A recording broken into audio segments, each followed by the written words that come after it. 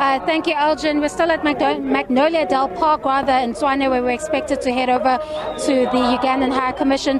Before I bring in EFF MP Julius Malema, earlier this morning we did speak to Ugandan non-binary queer activist, human rights activist and photographer Papa D, who during their interview expressing their lived experiences in Uganda used some strong language. We'd like to apologize to the viewers at home for the use of that strong language during that interview. And now I'd like to bring in Ms. Yako to explain the EFF stance and some of the demands that you'll be making as we make our way over to the High Commission, which is just a few minutes away here in Pretoria. Thank you so much for joining us on the agenda. Just for like clear, what are the EFF's demands when we get to the High Commission? Basically, the reason the EFF is doing this is because EFF is a protest movement, and we'll protest for anyone who's oppressed and disfranchised and marginalized. That's what we do. And our slogan is that if one of us is not free, then all of us are not free. So basically, we are calling for the president in Uganda, President Museveni, to not sign that bill into law.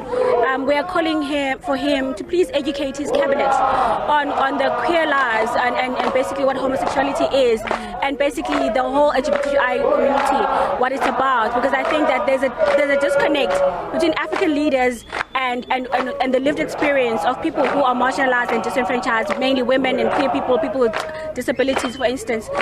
So we're calling for them to educate themselves and also start putting up laws that advocate for health care for people who want to go through gender reconstruction, any of those health issues that we speak about. In our memorandum, we'll talk about that we want for them to start having finer and more stricter laws that affect those who do so-called transformative, what is it? It's called corrective rape. So we're trying to conscientize basically the African continent on the ramifications of having this bill, because this is a hate crime. Basically, if you're going to oppress people based on who they are, if you're going to oppress people based on something that they cannot change or something they cannot help, that means that you're oppressing their being. And I think as Black Africans, we should understand what that feels like, because we also have been oppressed. South Africa's got a very wide history of apartheid. You know, we are coming from that era.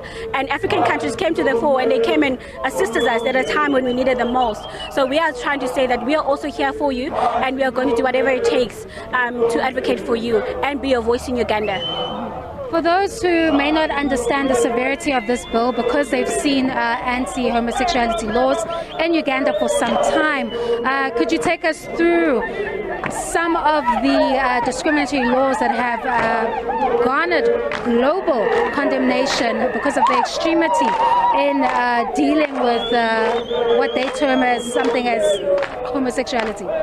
This law is so strange in that if a person feels like you're queer, you can go to jail. If a child acts a certain way, they can go to jail. If a person speaks a certain way, they can go to jail. That means that at any time that I want to come for you, I can always say that you are queer based on this and this and that, a perception. You know, we've got a history of our grandparents being oppressed and being called witches based on just the color of their skin, just based on being dark. So this law is very draconian. It's a very old law. It doesn't make sense in this day and age, when Africa should be focusing on more important things such as the economy of Africa, such as the trade in this continent, such as many of the issues that we are facing as Africa. This should never be a law that we're speaking about now. We should be speaking of progressive issues that Africa is facing, issues that affect everybody.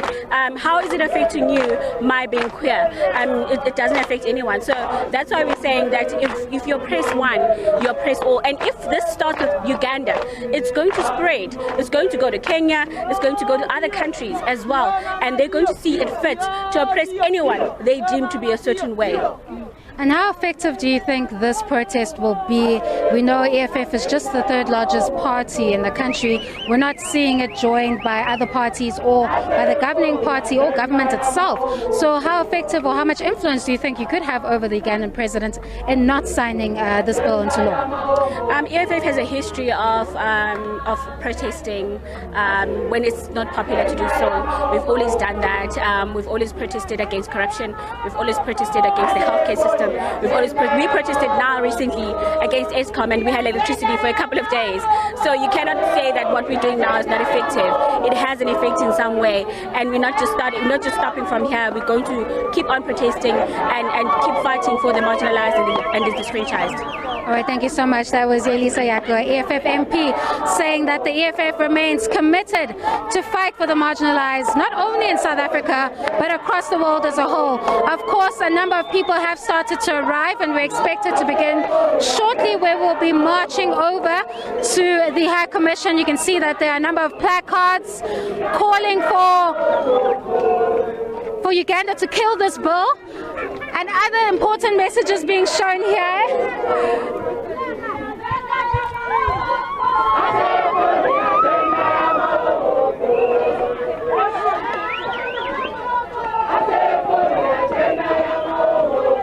All right, over to you in studio, Aldrin.